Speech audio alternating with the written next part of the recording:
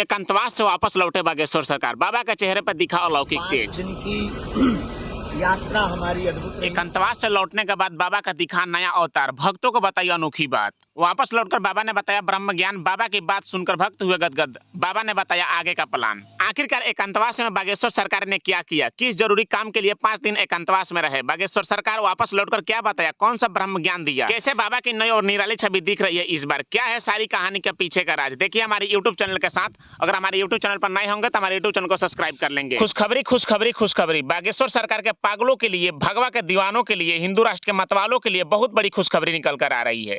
बागेश्वर सरकार एकांतवास से वापस आ गए हैं।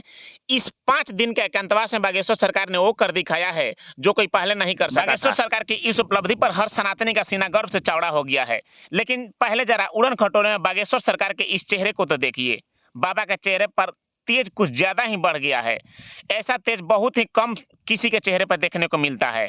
बाबा के चेहरे की छटा एकदम ही अलौकिक लग रही है।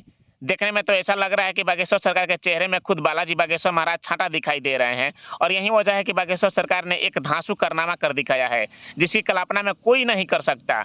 और यही वजह है कि पंडित धीरेन्द्र कृष्ण शास्त्री का यह कारनामा ऐसा है कि बड़े बड़े विरोधियों के पैर तले जमीन खिसकने लगी है। जो धर्म के नाम की दुकानें चला रहे थे उनकी दुकानों का शटर डाउन होने वाला है।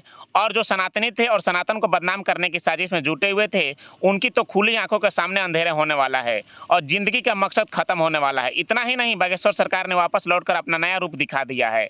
बाबा ने जो गुरु मंत्र को भक्तों को दिया है उसके बाद सभी सनातनी खुश के मारे झूम रहे हैं। आज इन सारी बातों का राज हम आपके सामने खोलेंगे, आपको बताएंगे कि किस तरह बागेश्वर सरकार ने असंभव को संभव कर दिखाया है। सनातन धर्म क्या है, इस पर जो पुस्तक का लेखन था, बालाजी की कृपा, महापुरुषों के आशीर्वाद से वो कार्य निर्विघ्न पूर्ण हुआ।